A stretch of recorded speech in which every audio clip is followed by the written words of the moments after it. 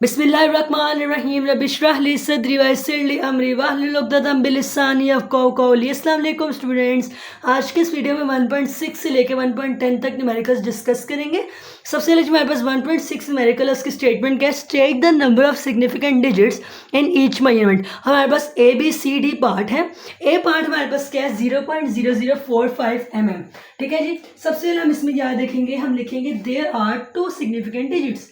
इसमें दो significant digits हैं, वो कौन कौन सी है, 4 and 5। There are two significant digits. अब मैं आपको ये बात साथ साथ एक्सप्लेन कर लूँ कि सिग्निफिकेंट डिजिट्स होते क्या है। सिग्निफिकेंट डिजिट्स वो डिजिट्स होती हैं जिनकी अपनी कोई वैल्यू होती है, they are known and they are reliable, जो रिलायबल होते हैं। अब इसमें जो जीरोज हैं, ये पॉइंट से पहले जीरोज हैं, 45 से इनकी कोई वैल्यू नहीं। हम लिखेंगे there are 3 zeros which are spacing zeros. ये स्पेसिंग जीरोस है, सिर्फ इनकी स्पेस को बढ़ाया हुआ पॉइंट्स लगा के स्पेसिंग जीरोस हैं, and they are not significant figures या सिग्निफिकेंट डिजिट्स। ठीक है स्टूडेंट्स, आपने बस अपना जो कंसेप्ट है पहले आपने इसकी डेफिनेशन याद करनी है, सिग्निफिकेंट फिगर्स किसके टॉपिक को अच्छी तरह पढ़ना है, फिर आपके लिए कंसेप्ट कंप्लीट क्लियर हो जाएगा। और बाकी आप जब भी क्वेश्चंस करेंगे, हमारे पास इसका पार्ट डी है 2.047। इसमें आपने ये देखना है कि ये जो जीरो है ना, जीरो ये सिग्निफिकेंट डिजिट्स के बीच में है, तो ये नॉन सिग्निफिकेंट नहीं है बल्कि अपनी एक वैल्यू कंटेन करता है। तो मैं यहाँ पे लिखूंगी there are all 4 significant digits. ये सारे के सारे जो चारों हैं वो क्या है, सिग्निफिकेंट डिजिट्स हैं। क्यों है, क्योंकि इनके दरमियान जो जीरो है ना, it is also significant. Zero in this value is also significant because it lies between significant digits, क्योंकि ये बाकी सिग्निफिकेंट डिजिट्स के बीच में प्रेजेंट है। Because it lies between significant digits. जी स्टूडेंट्स, हम देखेंगे 1.6 का पार्ट सी और डी। हमारे पास है 3.40 मीटर। आपने इसमें क्या लिखना है कि इसमें तीनों के तीनों जो है वो सिग्निफिकेंट डिजिट्स है। क्यों है, क्योंकि अगर आपके पास ये वैल्यू होती ना 0.0034 या फिर आपके पास ये वैल्यू होती 43.00, तो ना ये सिग्निफिकेंट होते ना ये सिग्निफिकेंट होते। लेकिन यहाँ पे ये 3.40 है, तो यहाँ पे जीरो भी सिग्निफिकेंट है। तो इधर हम क्या लिखेंगे, there are 3 significant digits in this value।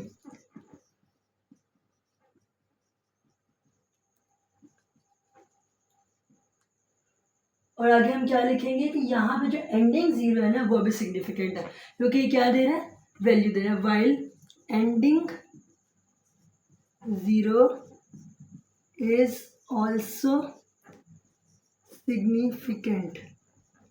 जी, तो हम देखेंगे इसका पार्ट डी। पार्ट डी में क्या कह रहा है, 3.420 multiply by 10 raise to power 4 metre. आपने हमेशा स्टूडेंट्स एक बात याद रखी है कि जब भी हमारे पास साइंटिफिक नोटेशन होगी ना, तो उसमें वो बाकी सारी वैल्यूज तो क्या होती है, सिग्निफिकेंट होती है, लेकिन जो उसका पावर ऑफ 10 होती है इट इज नॉट सिग्निफिकेंट। तो यहाँ पे क्या लिखेंगे, देयर आर 4 सिग्निफिकेंट फिगर्स।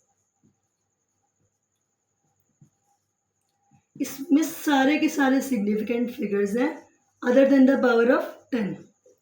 ठीक है, all the digits other than the power of 10 are significant, या इसको हम इस तरह में लिख सकते हैं, all the digits other than power of 10 are significant digits, significant figures. जी स्टूडेंट्स, हम डिस्कस करेंगे 1.7 न्यूमेरिकल। 1.7 जो न्यूमेरिकल है उसमें उसकी स्टेटमेंट हमारे पास किस तरह गिवन है, राइट इन साइंटिफिक नोटेशन। इसके ए और पार्ट बी और पार्ट्स गिवन है, जिसमें क्या है 0.0035 और 206.4 multiply by 10 raise to power 3 metre. ठीक है, सबसे पहले हमने इसको क्या करना है, साइंटिफिक नोटेशन में चेंज करने के लिए पहला रूल क्या है कि हमने क्या करना है, इसको लास्ट पॉसिबल सिग्निफिकेंट डिजिट के बाद इसके पॉइंट को ले जाना। हमारे पास पॉइंट कहाँ पे है, 0.0035 मीटर है, तो हम इसको लास्ट पॉसिबल सिग्निफिकेंट डिजिट पर जब लेके जाएंगे तो ये यहाँ पे आ जाएगा, ठीक है। अब देखें ये यहाँ पे आया है, इसने कितनी जंप्स करवाई हैं, 3, तो हम लिखेंगे 3.5 multiply by 10 raise to power. अब देखें जब भी आपका पॉइंट जो है वो लेफ्ट से राइट की तरफ जाएगा, मूव करेगा, तो उसका एक्सपोनेंट क्या होता है, हमेशा नेगेटिव, और जब राइट से लेफ्ट की तरफ पॉइंट मूव करता है आपका एक्सपोनेंट क्या आएगा, हमेशा पॉजिटिव। अभी हमारे पास जो है एक्सपोनेंट क्या आएगा, लेफ्ट से राइट की तरफ हमारा एक्सपोनेंट क्या आएगा, -3 मीटर। यही आपका आंसर है, 3.5 multiply by 10 raise to power -3 metre, ठीक है। अब अगर मैं आपको अगले क्वेश्चन का बताऊं, हमारे पास क्या है, पार्ट बी 206.4। अब देखिए इसमें हमने क्या करना है, इसको लास्ट पॉसिबल सिग्निफिकेंट डिजिट के पास लेके आना है, ठीक है। सॉरी यहाँ पे 2 है, ठीक है।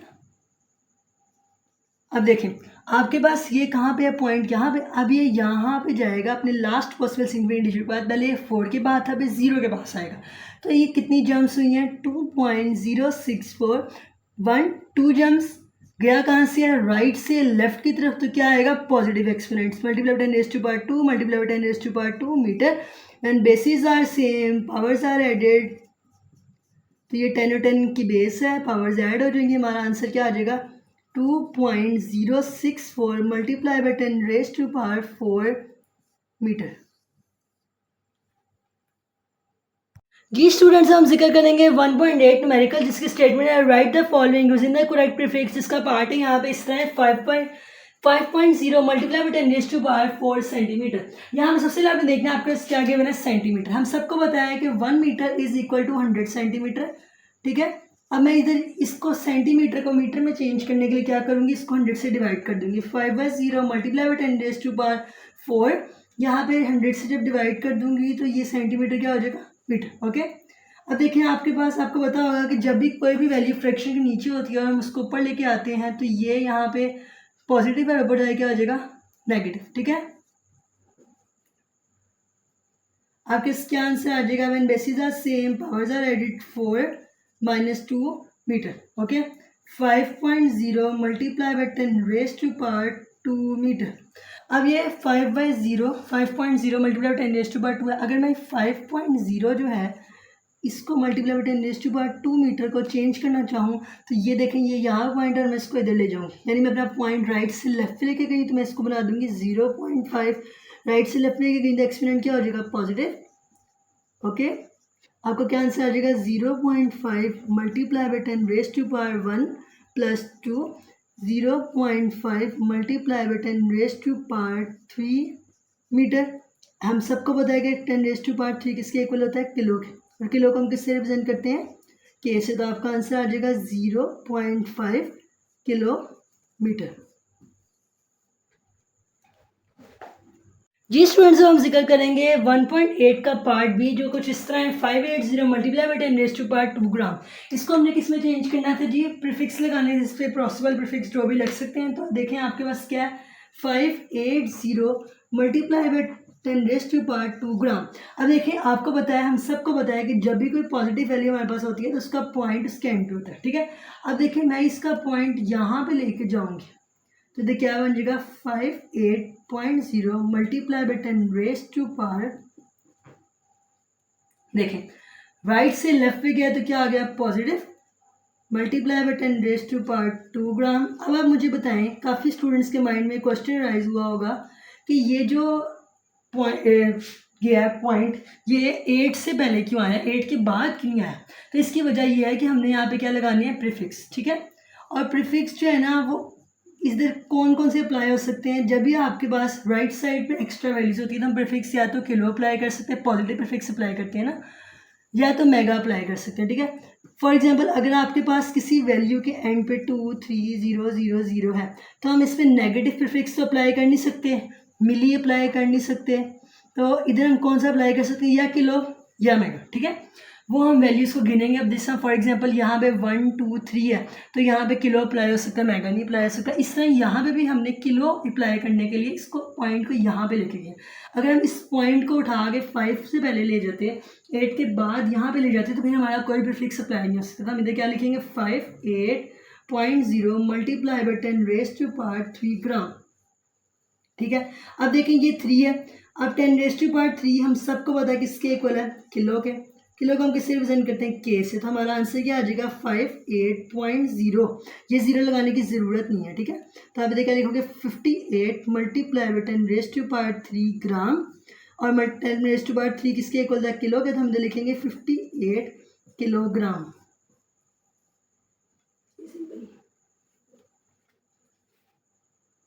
जी स्टूडेंट्स, हम देखेंगे 1.8 का पार्ट सी, जिसमें हमारे पास क्या है 45 मल्टीप्लाई बाई 10⁻⁻⁴ सेकंड। अब देखिए हमने इस पर क्या अप्लाई करना है, हमने इस पर अप्लाई करने हैं अपने प्रीफिक्स। प्रीफिक्सेस लगाने के लिए हमारे लिए ज़रूरी है कि लास्ट पॉसिबल वैल्यूज़ जो है वो कंप्लीट हो, और इसके लिए ज़रूरी है, अभी हमारे पास नेगेटिव प्रीफिक्स है ना, जैसे पॉजिटिव प्रीफिक्स में हमारे पास दो वैल्यूज़ आती थी कि यहाँ हम किलो को अप्लाई करते थे, यहाँ मेगो को अप्लाई करते थे।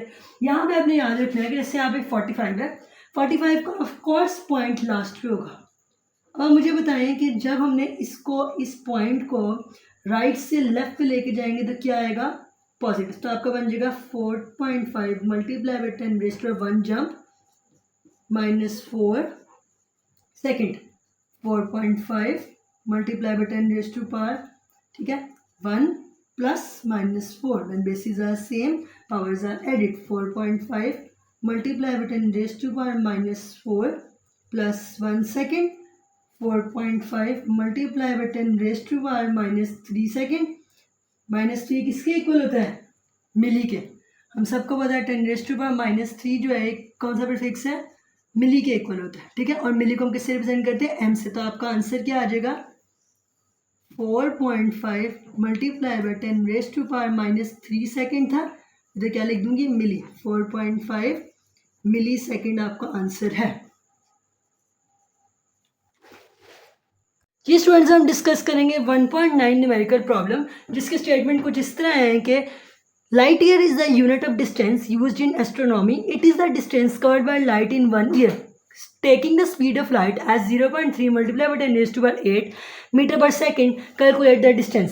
सबसे पहले उसने आपको क्या कहा है इस क्वेश्चन में कि लाइट ईयर एक ऐसा यूनिट है डिस्टेंस का एस्ट्रोनॉमी में इस्तेमाल होता है। ये एक ऐसा डिस्टेंस है जो कवर करता है लाइट इन 1 ईयर, ठीक है जी। सबसे पहले आपने बात याद रखी है कि इस क्वेश्चन हमसे क्या पूछा गया है, डिस्टेंस, ठीक है। आपने क्या फाइंड करना है, डिस्टेंस। डिस्टेंस को हमेशा किससे रिप्रेजेंट करते हैं, एस से। हमने डिस्टेंस को फाइंड करना है, टाइम हमें दिया गया है 1 year. As we all know that each year contains 365 days and each day contains 24 hours, each hour contains 60 minutes and each minute contains 60 seconds, so on. So our answer comes as 3153600 seconds, ठीक है। अब यह change करने का मकसद क्या है time को, कि हमारा हमेशा जब भी किसी न्यूमेरिकल में टाइम की या किसी भी चीज़ की वैल्यू गिवन होगी तो हमने सबसे पहले उसको ऐसा यूनिट्स में चेंज करना है। उसके बाद हमने क्या फाइंड करना है, हमारे पास डिस्टेंस भी होगी, हमारे पास स्पीड क्वेश्चन में गिवन है। स्पीड को किससे रिप्रेजेंट करते हैं, वी से। हमारे पास आंसर आएगा 3.0 multiply by 10⁸ metre per second.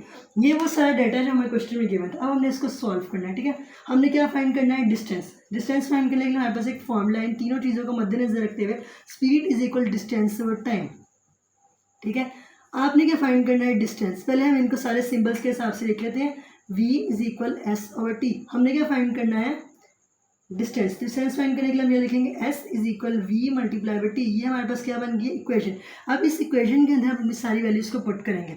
s is equal we क्या है 3.0 मल्टीप्लाई बाई 10⁸ मल्टीप्लाई 315360000, ठीक है जी। आपका क्या आ जाएगा आंसर, 9.46 मल्टीप्लाई बाई 10⁻15 मीटर्स। ये हमारा किसका आंसर आया, डिस्टेंस का,